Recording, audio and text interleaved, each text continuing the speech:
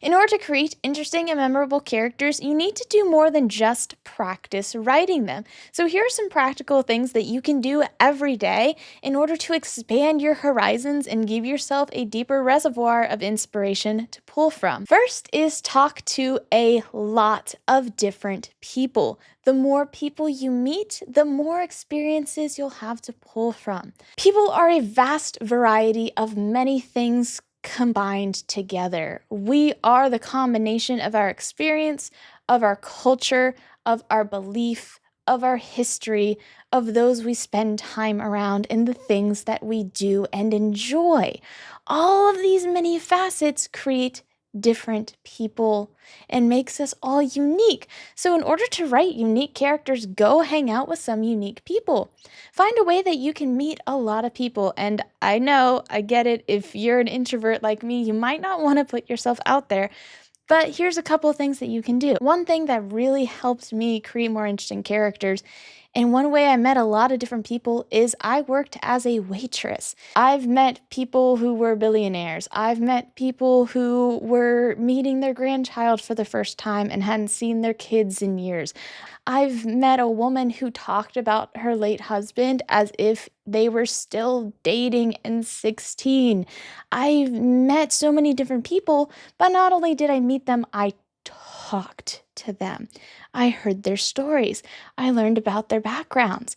I learned about all of the people that I interacted with. So in order to give yourself a wellspring of inspiration to pull from, go talk to a lot of people and learn more about them. So the second thing that you can do is people watch. You don't have to go talk to complete strangers if you don't want to, although I do encourage it. Go to parks, go to malls, go to museums, go to places where people congregate and watch, see how people behave. Watch how they interact with people that they're with. Do they ignore them? Do they engage in conversation? Does it feel like there's some conflict between them? Are they laughing and having a jovial time? Who do different people interact with? Just by observing, you can learn a lot and come to some conclusions on your own about who that person might be. Caveat on this, people are a lot more than just their appearance. Humans are very complex, they're very deep. So don't just, judge a book by its cover. But it is a good exercise to watch people and to come up with who you think they might be. It helps you really start exploring and thinking more critically about your characters. So go out there and do some people watching. Number 3 is to listen. Next time you talk to somebody, close your mouth, open your ears. You have one mouth and 2 ears for a reason is something I have heard many parents say, but it's true. You will learn so much by somebody by just listening to them. Even if it's somebody that you know really well, a family member that you haven't talked to for a long time, or a friend. Next time you have a conversation, try to just listen and not talk so much. And here's one way to help. So as someone is wrapping up their thought, one way to get them to keep talking is to repeat what they just said. So for example, if I'm talking about dogs are great, or like my dog was so crazy, and you go, oh yeah, dogs are crazy. I'm like, yeah, so here's another story. And then you person keeps rattling on about their dog. But if you want to get someone to keep the conversation going, pay attention to what they're actually saying. Repeat what they're saying, or make a statement based off of what they just said. Usually they'll keep talking afterwards. Pay attention. Listen to how people talk. Listen to what details they focus on.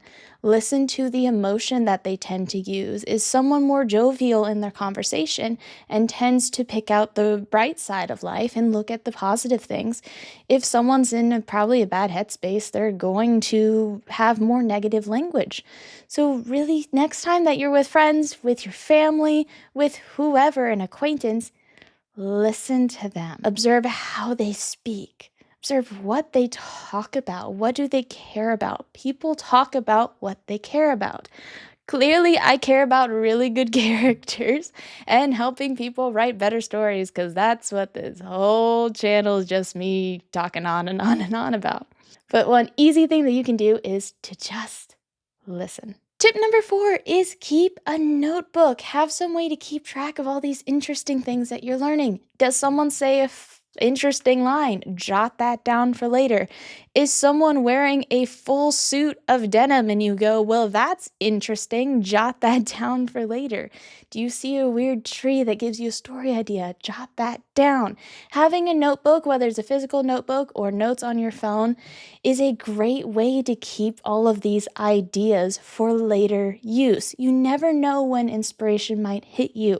So having some way to write those things down that's organized, or as organized as possible, is helpful. You don't really want to be writing down notes on like scrap receipts and napkins and things because that can easily get cluttered, get lost, get destroyed. Write down the conversations that you have with people. Write down things that you've learned from listening. Write down ideas you've gotten from people watching. And finally, do new things. You really want to diversify your characters and make them all unique and interesting?